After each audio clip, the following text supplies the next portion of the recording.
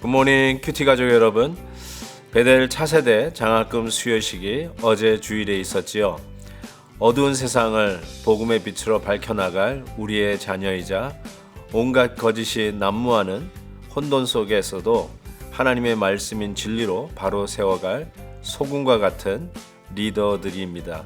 이들을 격려하는 이 귀한 사역에 마음을 모아주신 베델의 성도님들께 감사드리고, 차세대 리더로 이 세상을 이끌어갈 우리 자녀들을 위해 지속적인 기도 부탁드립니다.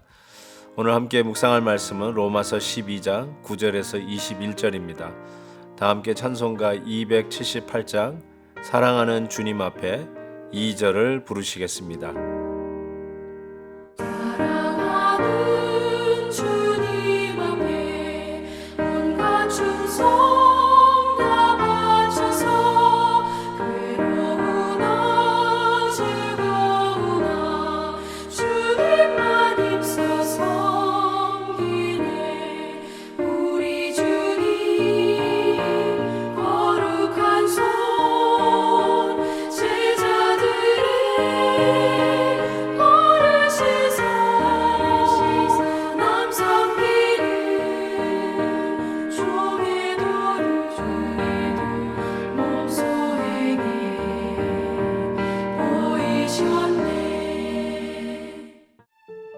사랑에는 거짓이 없나니 악을 미워하고 선에 속하라. 형제를 사랑하여 서로 우애하고 존경하기를 서로 먼저 하며 부지런하여 게으르지 말고 열심을 품고 주를 섬기라. 소망 중에 즐거워하며 환난 중에 참으며 기도에 항상 힘쓰며 성도들의 쓸 것을 공급하며 손 대접하기를 힘쓰라. 너희를 박해하는 자를 축복하라. 축복하고 저주하지 말라. 즐거워하는 자들과 함께 즐거워하고 우는 자들과 함께 울라.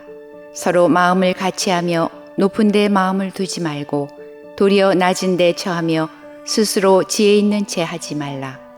아무에게도 악을 악으로 갚지 말고 모든 사람 앞에서 선한 일을 도모하라.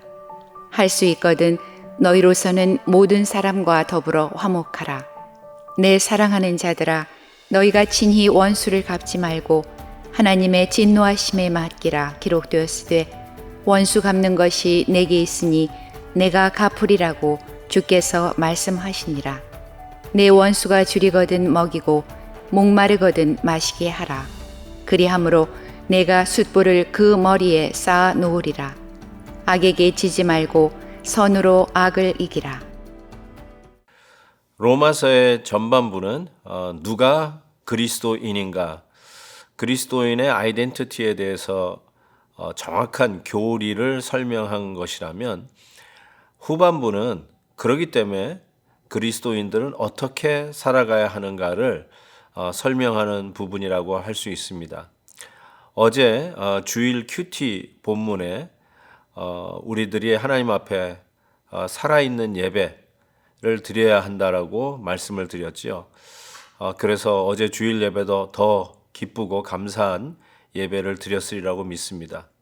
도대체 그리스도인들은 그와 같이 참된 교리를 믿고 그리스도와 더불어 공동 상속자가 되고 하나님 나라의 이 놀라운 은혜를 누리는 자 되었는데, 어떻게 그러면 살아가야 하는가를 하나씩 짚어가면서 설명하고 있습니다. 크게 세 가지로 오늘 본문은 이렇게 얘기합니다. 그리스도인들은 무엇보다도 먼저 이 사회의 복이 되어야 된다라고 말씀을 하고 있습니다.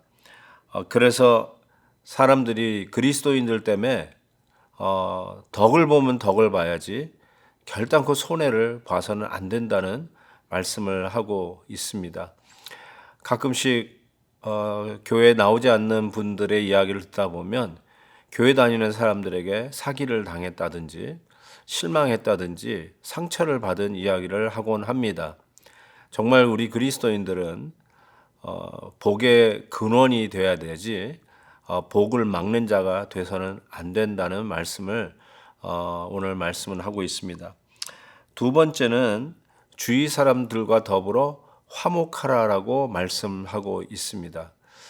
하나님께서 우리 성도들을 향해서 주위에 하나님이 많은 사람들을 붙여주셨는데 그들과 싸우고 논쟁하고 또 당짓기하고 또 이념적인 문제로 너는 좌고 나는 우다 뭐 이런 식의 싸움에 크리스천들이 연루가 된다면 어떻게 우리가 전도를 하고 하나님의 이 아름다운 귀한 이 화목의 복음을 전할 수 있겠는가라는 것이죠. 예수님께서 산상설교 중에도 이런 말씀을 했죠. 화평케 하는 자가 복이 있나니 저들은 하나님의 아들이라 일컬음을 받을 것이다 라고 했습니다. 피스메이커들이 하나님의 자녀이지 워메이커, 트러블메이커가 결단코 하나님의 자녀가 될 수 없죠. 하나님으로부터 이미 원수된 하나님과 더불어 화목하게 된 이 놀라운 화목의 복음을 받아들인 자가 어떻게 주위 있는 사람들과 싸우며 살 수 있겠습니까? 어떻게 논쟁을 벌이면서 살 수 있겠습니까? 옳고 그르는 분명한 분별력은 우리에게 있어야 됨에도 불구하고 연약한 우리의 이웃들과 더불어 때로는 나와 의견이 다른 우리의 이웃과 더불어도 화목하며 살아가는 자, 그들이 바로 복음을 믿는 그리스도인의 삶이다라고 가르쳐 주고 있습니다. 그리고 이런 말씀하죠. 악을 선으로 이기라라고 오늘 말씀은 이야기를 합니다. 정말 말은 쉽지만 실질적으로 우리 행동으로 하기에는 어렵지요. 어떻게 우리가 악을 선으로 이길 수 있을까요? 정말 하나님께서 우리에게 베풀어 주신 악한 우리들에게 선을 베풀어 구원해 주신 이 복음의 능력이 아니고서는 그 은혜 아니고서는 우리가 어떻게 악을 선으로 이길 수 있을지 다른 방법은 아무리 생각해봐도 찾을 길이 없습니다. 우리가 얼마나 이기적이고 태생부터 내 것만 챙기는 자들이었는데 남을 위해서 내 것을 내어주고 남이 나에게 해코지를 하더라도 선으로 갚는다? 우리의 본성에는 없는 얘기죠. 그렇기 때문에 우리는 절대적으로 하나님의 은혜가 필요한 자이고 내가 받은 은혜가 어떠한 은혜인지를 또 생각해보고 또 그때마다 또 다시 묵상하면서 내가 받은 은혜가 이런 것인데 나도 아직 하나님과 원수되었을 때 이 원수된 나를 위해서 십자가에 우리 주님이 돌아가셨는데 아무것도 알지 못하는 저들을 향해서 내가 할 수 있는 일이 받은 대로 갚아주는 것이 아니라 악으로 왔더라도 선으로 갚는 바로 이 일만이 이 시대의 복음을 믿는 그리스도인들이 해야 할 일이다라고 말씀하고 있습니다. 그렇게 된다면 어떻게 되느냐?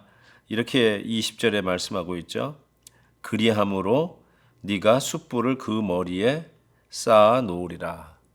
좀 해석하기가 난해한 부분이기도 하지만 말 그대로 그냥 문맥상 숯불을 그 원수의 머리에 쌓는 것이다. 원수는 우리에게 악을 행한 자인데 악을 행한 자의 머리에 숯불을 올리는 것이 오늘 그들을 향해서 선을 행하는 것이다 라고 말씀하고 있습니다.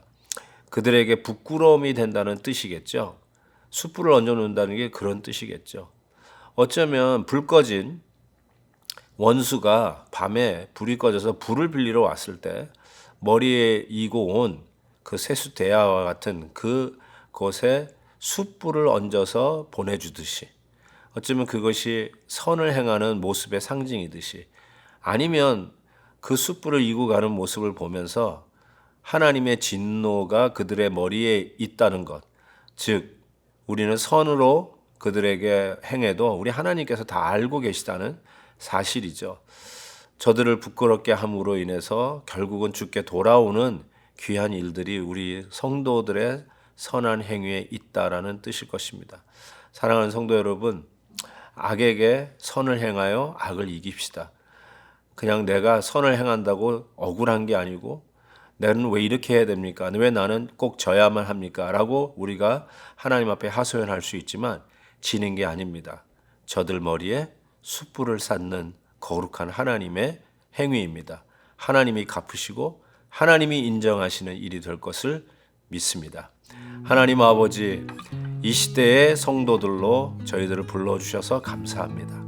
그 믿음으로 담대하게 살아가는 저희들 되게 하여 주옵소서. 예수 그리스도의 이름으로 기도하옵나이다. 아멘. 내일 또 뵙겠습니다.